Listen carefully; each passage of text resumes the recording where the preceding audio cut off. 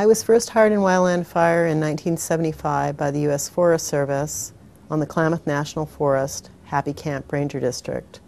I was hired as a brush disposal crew member, a 20-person crew that did a combination of basically hazard fuel reduction, thinning, all that sort of stuff, but also was trained as a 20-person wildland firefighting crew.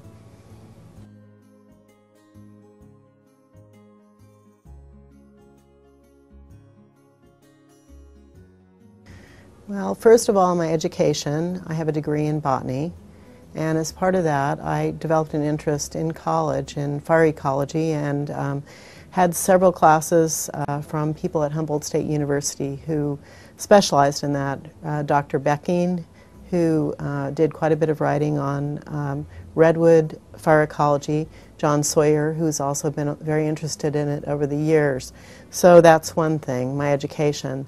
The second thing was that immediately in my career I was able to transition from a hand crew in brush disposal to being on a hotshot crew in 1976 and 1977, and was one of the first women that did that job. From there I worked in heli-tac and on engines, and so I got a very wide range of experience very early. Also, I had some excellent mentors early in my career who took advantage of the fact that I had this degree in botany and interest in fire ecology, and so even from the very beginning, in the second and third year, I was involved in training and also in writing papers about fire effects and fire ecology on the forests where I worked.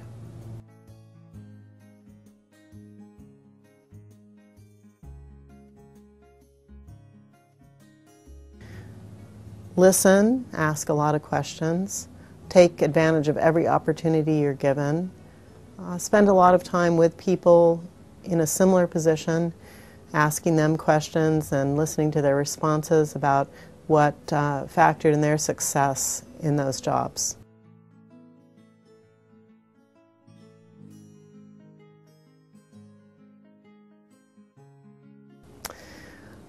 Well, I've received a lot of funny career advice. I think the first career advice I got was the first year I worked for the Forest Service on the BD crew. I was advised that I was not suited for government work and I should probably find another type of job. It was an interesting year, and I worked with a lot of people who were really not used to working with women in the supervisory role. So actually I had an excellent district ranger, Dick Henry, who I later worked for when he was fire director in the regional office in the Forest Service, and then Jose Cruz, who you may also recognize as being a leader in fire. He was the director of fire for the Forest Service, Fire and Aviation, a number of years ago. But both of them actually had a different opinion of my potential, and so I stayed, and so that's one thing. Another good example is when I was still a seasonal employee and a subject to furlough employee, I had advice from some of my peers who were in graduate school that advised me that I should really probably spend less time skiing and traveling in Central America in the winter and get serious about getting a career. And then I think the best advice that I got, I really was, well, there's been a number of things. My father went with me when I first went to the Reading Hotshot Crew later in my career and said, after the orientation from the superintendent, said, "Are you really sure you want to do this, Sue?" And of course he really had always encouraged me, but he saw some possible interesting experiences for me there, and I certainly had them. But I think some of the best advice I got was from people about moving from the Forest Service to the Park Service. And I got very intensive training in the, I enjoyed my work in the Forest Service. I really loved it, but I think I was well suited to a career that blended resources management and fire management. And so in the Park Service I really found my niche as far as interest in adaptive management and also in using science to inform fire management planning and decisions.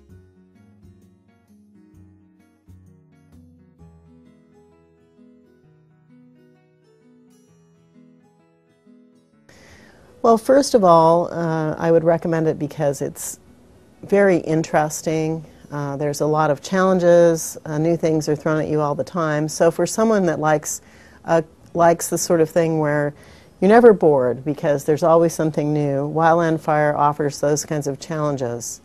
Also, the dynamic nature of fire and its interaction with resources, as well as the opportunity to get to know people. The people in wildland fire are really special people. They're interesting, they have a lot of integrity, and usually are very intelligent in a technical and academic way. So it just makes a great career with a lot of variety.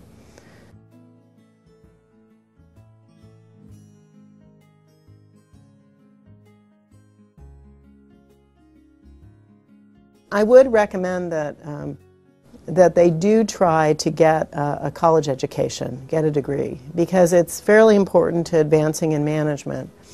But try very hard to combine that with a broad base of technical experience, different kinds of fire management options, and spend quite a bit of time in the field before moving into more of a central office or supervisory job. So the best lessons I ever learned were from watching fire as a member of the various crews I worked on. You get a lot of opportunities to watch fire burn and learn what it does in different environments.